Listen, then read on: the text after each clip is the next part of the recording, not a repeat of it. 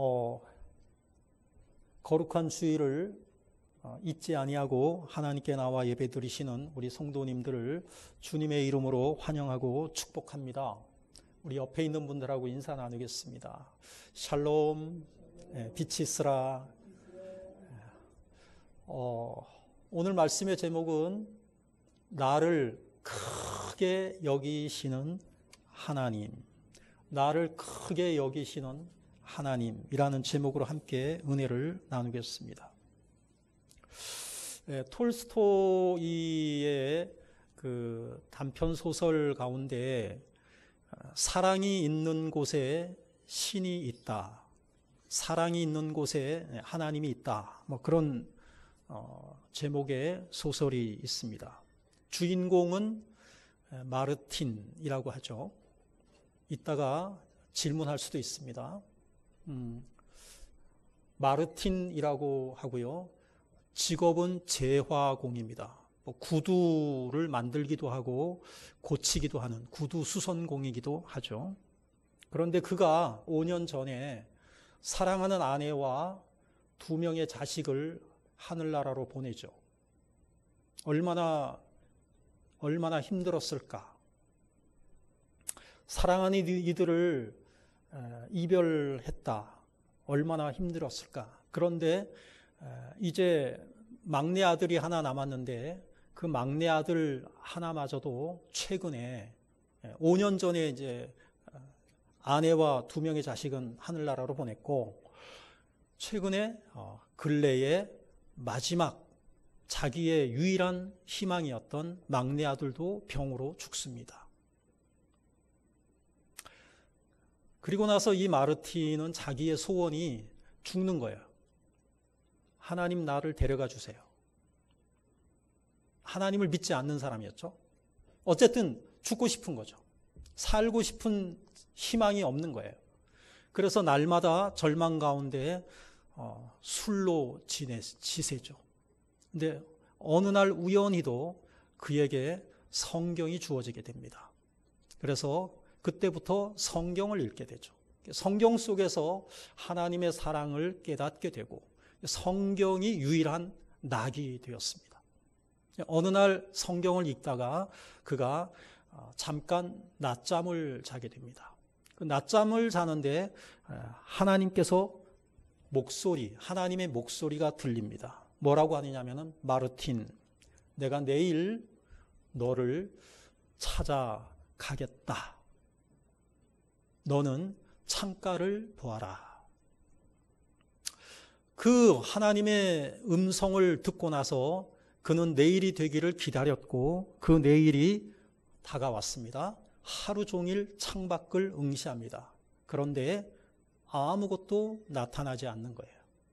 하나님을 기다리고 하나님이 나타나겠다고, 나를 찾아오시겠다고 약속하여 주셨는데 하나님은 나타나지 않습니다. 바깥에서는 눈이 펑펑 쏟아지고 있습니다. 배경이 소련이니까 얼마나 추울까 한번 상상해 보시기 바랍니다.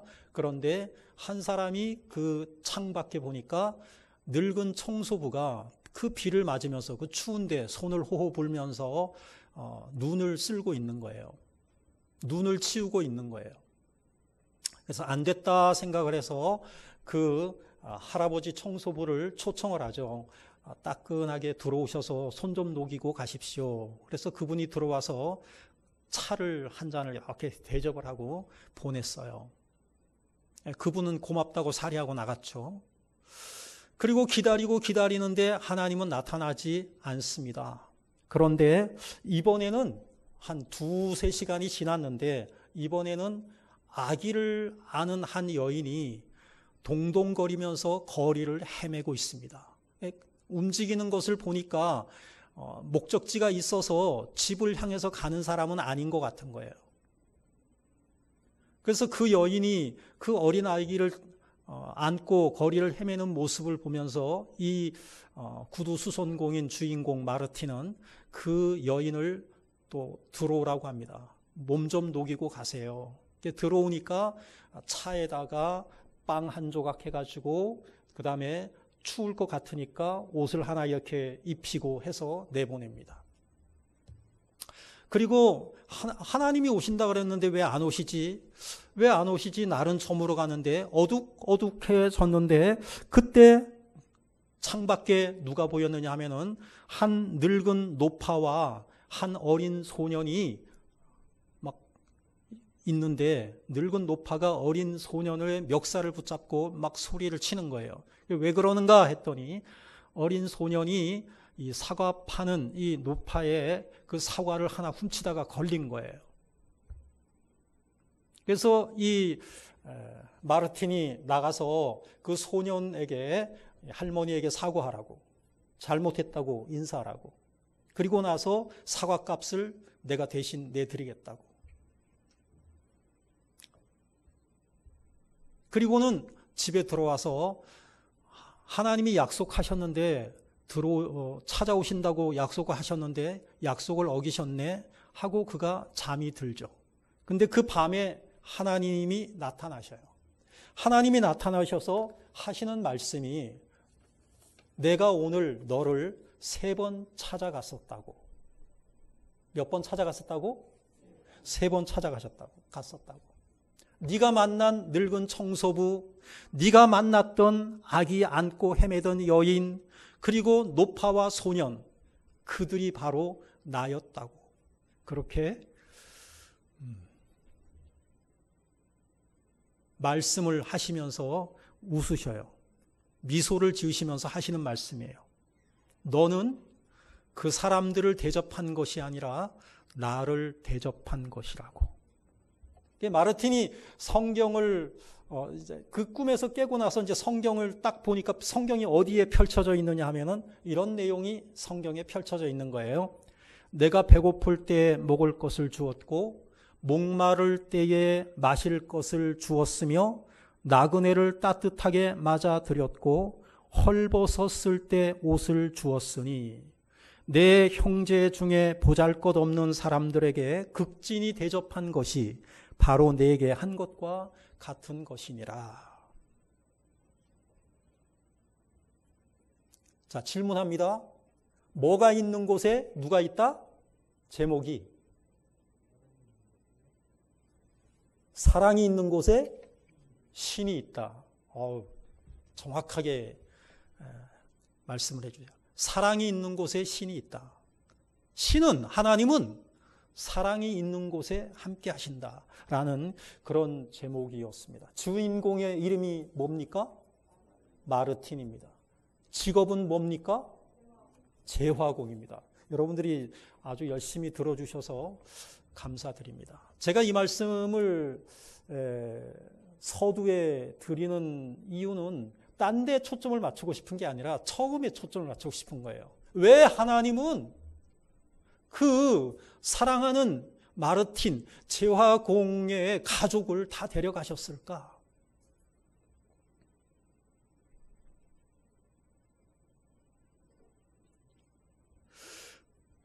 하나님은 그때는 그걸 모르셨을까?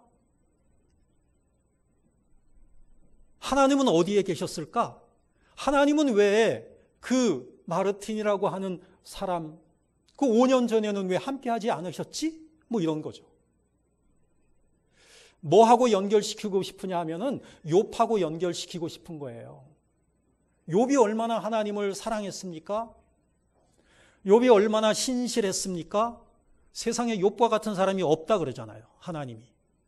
그런데 중요한 것은 뭐냐? 그런 욥인데 하나님이 그의 가족을 다 데려갔고 그의 재산도 다 데려갔고 사랑하는 아내마저도 하나님을 저주하고 죽으라고. 그런 하나님을 당신 왜 믿냐고. 사랑하는 친구들조차도 와서 네가 잘못한 게 있지, 네가 뭔가 죄를 지은 게 있지 라고 나무라고. 욥이 얼마나 절망 가운데 빠졌을까요? 욥이 얼마나 원통하고 고통스럽고 살고 싶지 않으니까 하나님 차라리 나 죽고 싶어요. 마르틴도 그랬잖아요. 나 죽고 싶다고. 근데 욥도 그랬단 말이야. 나 차라리 죽고 싶어요.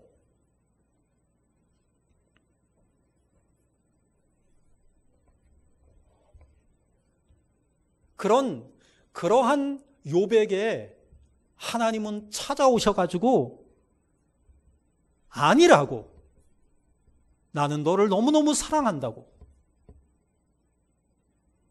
오늘 본문에 말씀한 것처럼 사람이 무엇이기에 주께서 그를 크게 만드사 그에게 마음을 두시고. 따라해 보세요. 하나님은 나를 크게 만드셨습니다. 아멘. 하나님은 여러분 한 사람 한 사람을 우주의 주인공으로 만드셨어요. 여러분들은 이 우주의 주인공이지 조연이 아닙니다. 저는 오늘 말씀을 준비하면서 무엇을 깨달았느냐, 더 무엇이 확실해졌느냐, 하나님은 이 세상에서 나를 우주보다 더 사랑하신다는 거예요.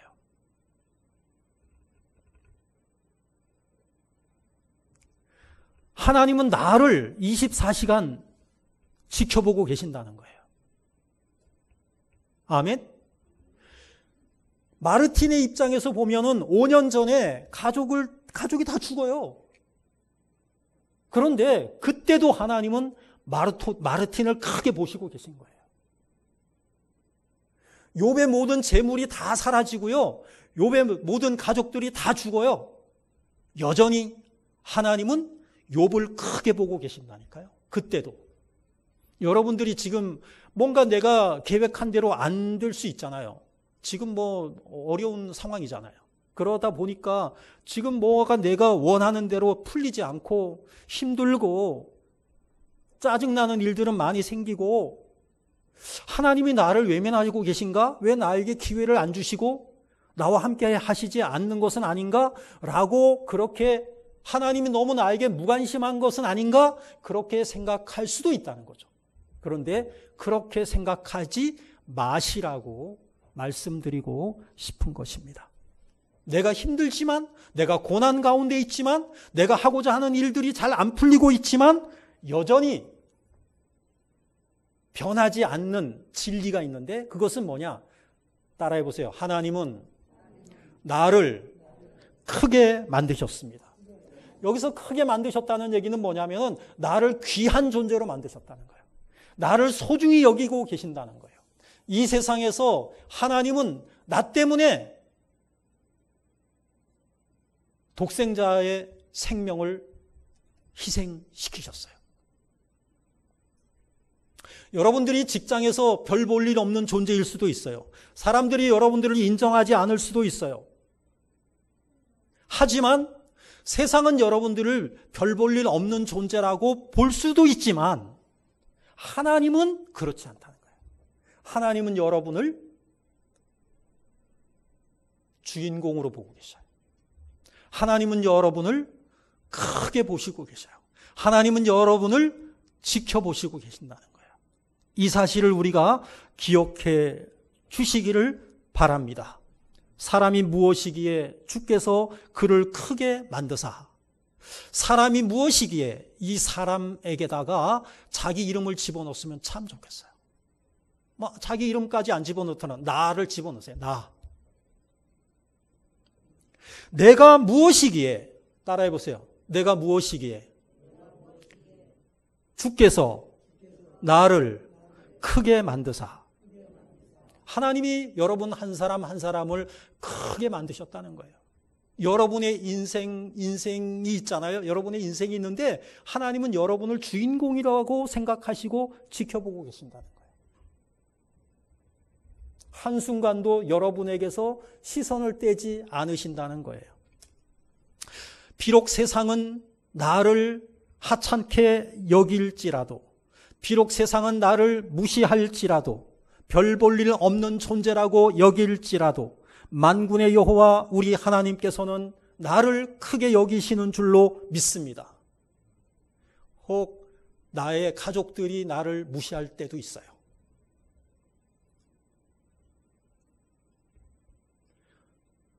엄마 뭐 배운 게 뭐가 있어요? 아빠 뭐 집에 우리를 위해, 가족을 위해서 뭐 돈 뭐 별로 벌어오는 것도 없네요. 이렇게 부모를 하찮게 여길 수도 있어요, 자식이. 하지만 비록 배운 것 별로 없지만, 비록 돈 많이 벌어서 자식들을 호강시키지 못하지만, 그럼에도 불구하고 하나님은 나를 무시하시지 아니하신다라고 하는 것입니다. 마치 이 세상에 오직 나만 존재하는 것처럼 그렇게 나를 사랑하신다는 거예요. 여러분을, 한 사람 한 사람을 하나님은 그렇게 사랑하신다는 거예요.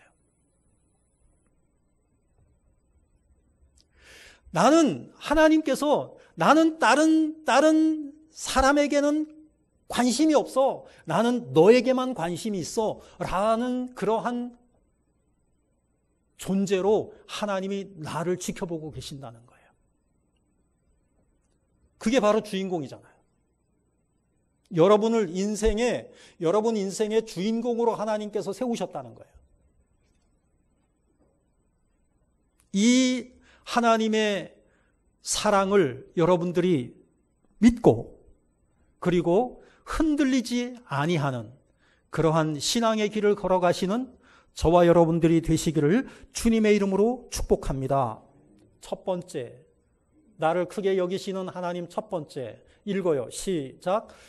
하나님께서는 나에게 마음을 두십니다. 17절을 같이 읽어보죠. 시작. 사람이 무엇이기에 주께서 그를 크게 만드사 그에게 마음을 두시고. 아까 제가 말씀을 드렸어요. 사람이 무엇이기에 했는데 그 사람이에다가 내가 집어넣는 거예요. 내 이름을 집어넣어도 돼요.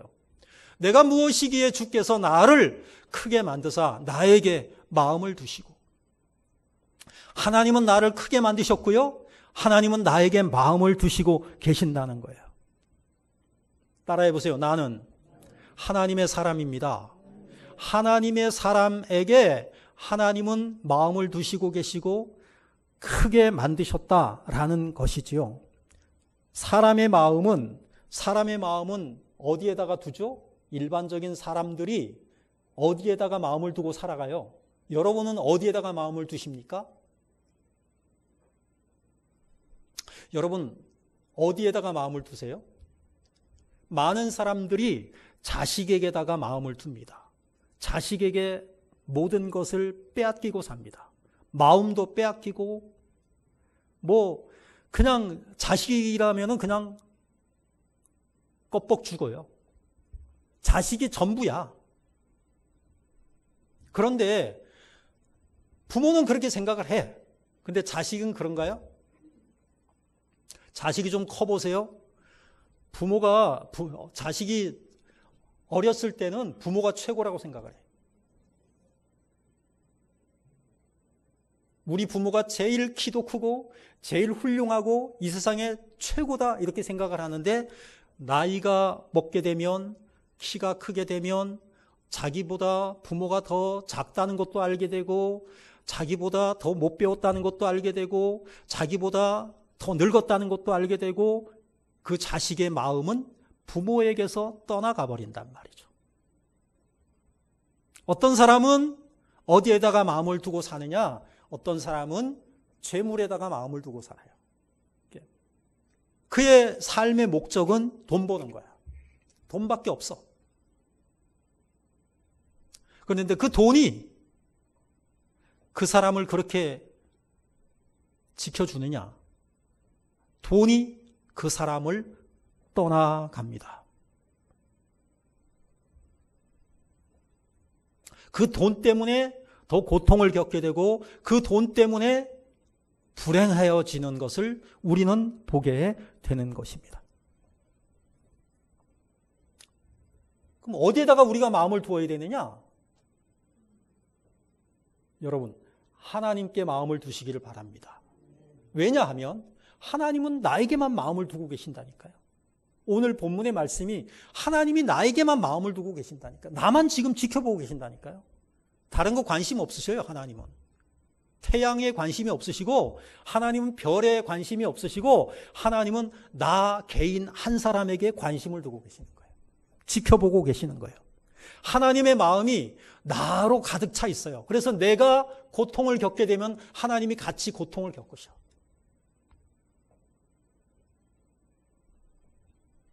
내가 죄를 지으면 하나님께서 안타까워 하셔. 내가 부르짖을 때 하나님은 그것 때문에 나보다 더 괴로워하셔. 그래서 아침마다 나를 권징하신다 그랬어요. 권징하신다. 권면하시고, 잘한 것은 칭찬도 해주시고, 그리고 잘못한 것은 징계도 하시고, 매도되시고, 분초마다 시험하신다. 분초마다 시험하려면은 지켜봐야지 가능한 거예요. 왜? 나에게 마음을 두고 있기 때문에. 지금 이 상황은 하나님이 날 안 보시고 계시겠지. 착각인 거예요. 하나님이 나를 안 보시고 계시겠지. 지금은 하나님은 바쁘시니까 딴 데 가 계실 거야. 아니에요. 이사야 49장 15절 16절입니다. 나를 향하신 하나님의 마음이 어떤가? 나를 향하신 하나님의 마음이 어떤가? 읽어요. 시작. 여인이 어찌 그 젖 먹는 자식을 잊겠으며 자기 태에서 난 아들을 긍휼히 여기지 않겠느냐? 그들은 혹시 잊을지라도 나는 너를 잊지 아니할 것이라.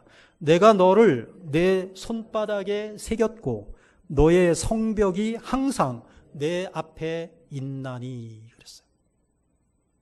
나를 향하신 하나님의 마음이 어느 정도냐? 비유로 말씀하시는 거예요. 여인이 어찌 그 젖 먹는 아이를 잊어버릴 수가 있겠냐? 소홀히 할 수가 있겠냐?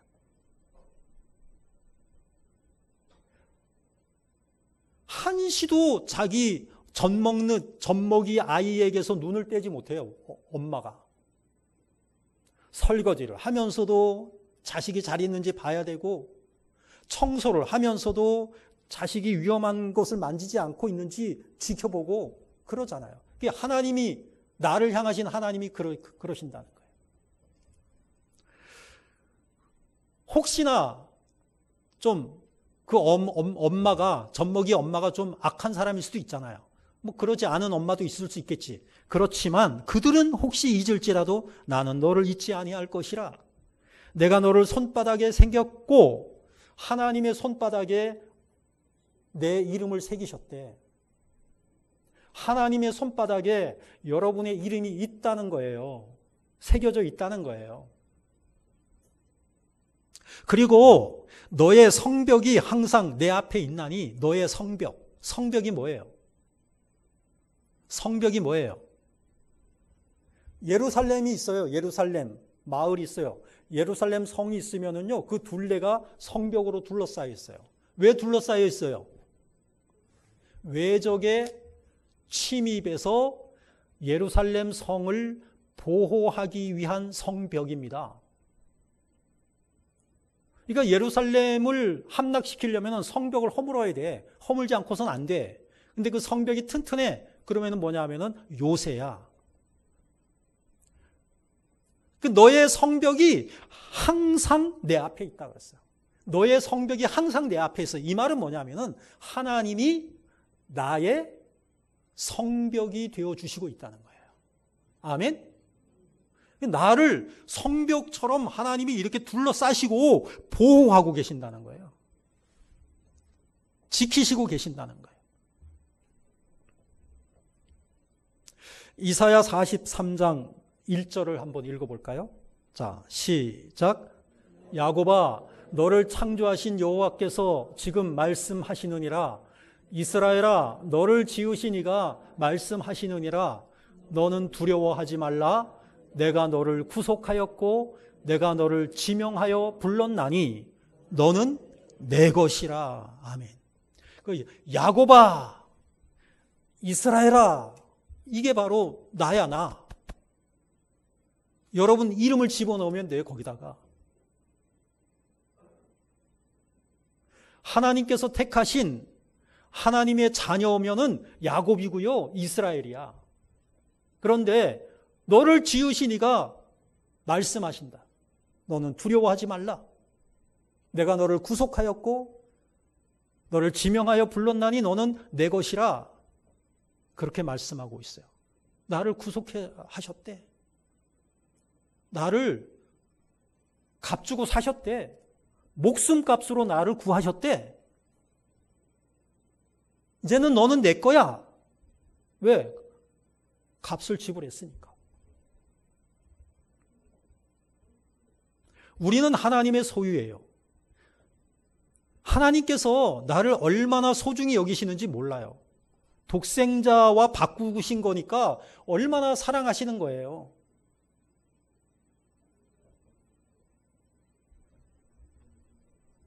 이 사실을 깨닫는 것이 바로 우리의 믿음의 사람이 이 사실을 깨달아야만 흔들리지 않는 신앙의 길을 걸어갈 수가 있는 것입니다.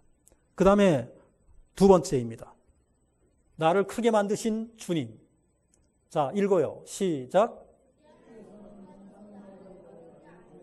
한순간도 나를 버리지 않으십니다.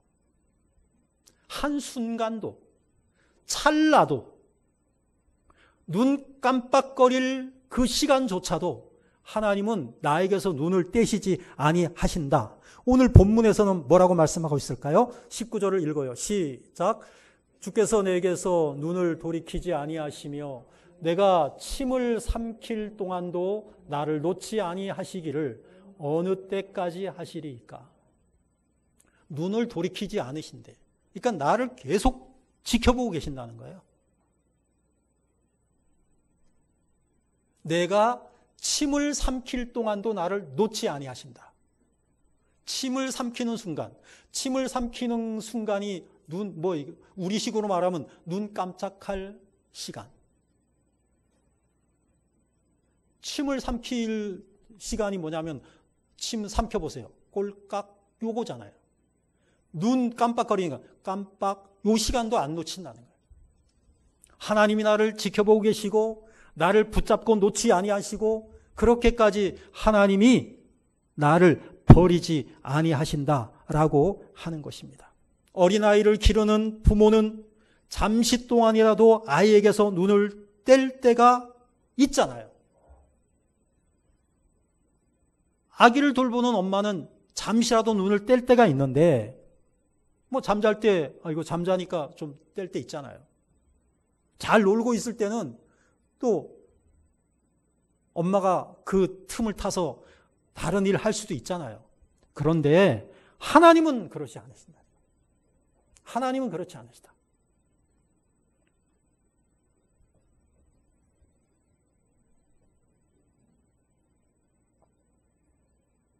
하나님이 그렇게까지 욥을 지켜보고 있는 것을 욥이 깨닫는 거예요. 하나님, 아니 침을 삼킬 동안도 나를 놓지 아니하시는데 도대체 어느 때까지 그러시려고 하세요? 이렇게 욥이 깨닫고 있는 거예요. 좀 놔주세요. 욥이 지금 하는 거는 막 하나님께 막 놔달라고 얘기하는 거죠, 사실은. 하나님은 놓지 않으시는 거예요.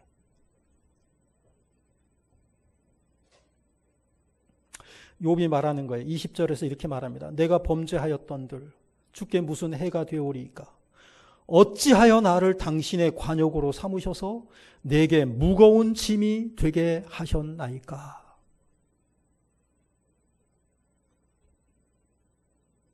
나를 좀 놔주시지. 하나님은 뭐냐 하면은 나 한 사람이 죄를 범해요. 그러면은 하나님께 큰 해나 입힌 것처럼 하나님은 그렇게 나를 대하시는 거예요. 그 정도는 별거 아니야. 이렇게 보시는 분이 아니에요. 내가 잘못된 길을 걸어가면 하나님은 기어이 나를 찾아내시고 잘못된 그것에서 돌이키게 하시고 치료하시고 붙잡아 주셔서 바른 길을 걸어갈 수 있도록 인도하시는 분이시다라고 하는 것이에요. 그것이 뭐냐?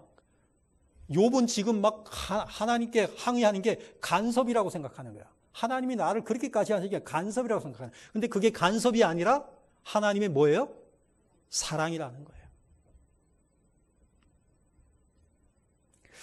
사랑의 특성, 사랑이 뭐냐? 사랑의 특성 5가지를 에릭 프롬이 정리를 했는데요.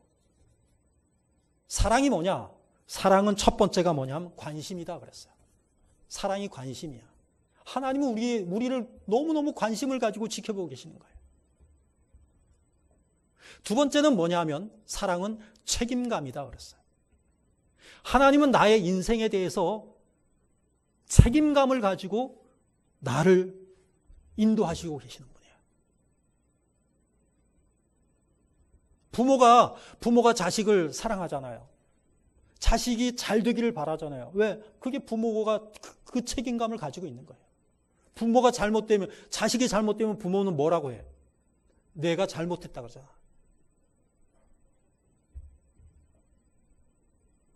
세 번째는 뭐냐 하면 사랑은 존중하는 거다. 하나님은 우리를 인격적으로 존중하시고 계셔요. 네 번째는 뭐냐? 사랑은 이해하는 거다. 하나님은 나를 이해하셔요. 때로는 우리가 연약하기 때문에 하나님 앞에 범죄하기도 하고 실수도 하잖아요. 그것도 하나님은 이해하셔요.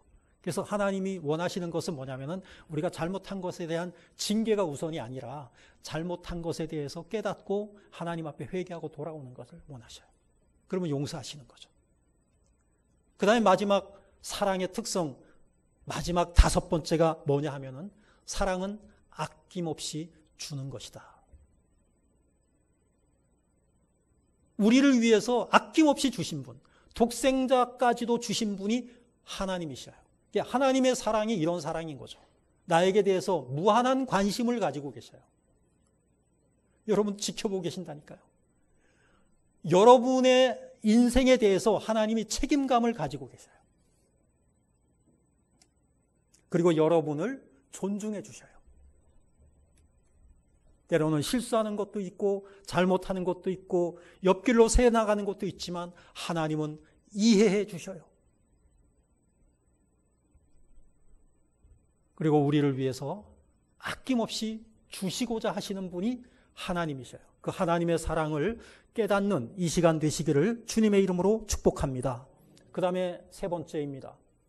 나를 크게 여기시는 주님. 세 번째 읽어요. 시작. 주님은 나에게 모든 초점을 맞추십니다. 초점에 저기 사이시옷이 들어가야 되나요? 안 들어가야 되나요? 예? 초점할 때 사이시옷이 들어가요? 안 들어가요? 이게 문법도 내가 배운 문법하고 막 달라지기도 하니까 저도 자신이 없는데요. 지금 보니까 또 들어가야 맞는 것 같기도 해요. 정영자 원사님. 아니, 뭐, 애매해요? 혹시 틀렸다고 나중에 뭐라 하지 마시고요. 저는 약간 그 문법에 안 맞으면은 제가 신경이 많이 쓰여 있는데 지금 보니까 또 딱 보이네. 한번 알아보셔요. 주님은 나에게 모든 초점을 맞추셔요. 주님은 나만 지켜보고 계신다니까요. 주님은 나에게서 시선을 돌리시지 않으셔요. 이걸 우리가 깨닫는 거예요. 오늘 이 시간. 20절을 읽어요. 시작. 사람을 감찰하시는 이여 내가 범죄하였던들 주께 무슨 해가 되오리이까 어찌하여 나를 당신의 관역으로 삼으셔서 내게 무거운 짐이 되게 하셨나이까. 여러분 우주가 얼마나 큰지 아셔요? 우주의 크기가 얼마나인지. 예? 우리가 상상할 수 없을 정도로 우주가 커요. 뭐 이걸 말로 이거 뭐 한다고 해갖고 이해가 가는 게 아니야 이게. 그 우주가 얼마나 큰지 모르는데 그 큰 우주에 비하면 나라는 존재는 어떨까요? 우주라는 그 크기에 비한다면 우리 한 사람 한 사람 나라는 존재는 얼마나 보잘것없는 존재일까요? 먼지만도 안 한 거지. 그런데 하나님은 나를 우주보다도 더 소중히 여기신다. 할렐루야. 하나님의 관심이 우주에 있지 않고 하나님의 관심이 나에게 있다. 이거 나에게 있다. 나는 너에게 있어. 이게 신앙이에요. 하나님의 관역으로 나를 삼으셨대. 여러분, 관역이 뭐예요? 관역. 관역이 있으면 어떡하죠? 활 쏘는 사람이? 예? 거기만 바라보잖아요. 다른 데는 관심도 없고 다른 데는 바라보지도 않아요. 거기만 바라본다니까요. 내가 관역이야 마치. 하나님은 나에게서 그냥 시선을 떼지 않으시는 분이라는 거예요. 그러니까 나를 크게 여기시는 거죠. 내가 큰 존재인 거죠. 어느 정도로 크냐? 우주보다도 더 큰 거야.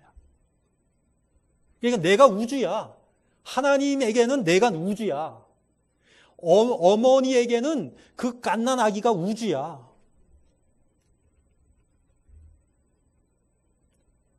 제가 처음에 말씀드렸죠? 우리 한 사람 한 사람이, 나 한 사람 한 사람이 뭐라고? 주인공이라고 하나님은 그렇게 여기시고 나를 집중하신다는 거예요. 우리는 미약한 존재입니다. 하지만 하나님은 나를 크게 여기십니다.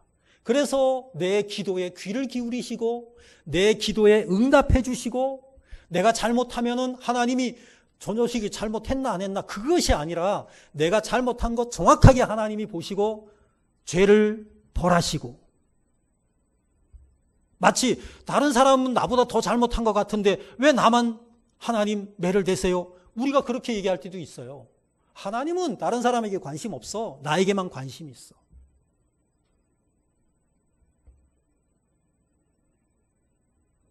내가 잘한 것에 대해서 상을 주시고 내가 잘못한 것에 하나님은 징벌하시고 왜? 사랑하시니까. 근데 우리는 왜 다른 사람은 잘못했는데 하나님 모른 척 하시고 나만 잘못했다고 그러셔요. 우리는 막 그렇게 항의하잖아요. 하나님은 나만 보고 계시는데. 하나님은 아침마다 나를 권징하시고 분초마다 시험하시는 분이십니다. 나를 크게 여기시는 분이십니다. 그분만을 바라보시고 그분만을 의지하시며 여러분의 인생의 주인공이라는 것을 잊지 마시고 살아가시는 저와 여러분들이 다 되시기를 주님의 이름으로 축복합니다. 기도하겠습니다.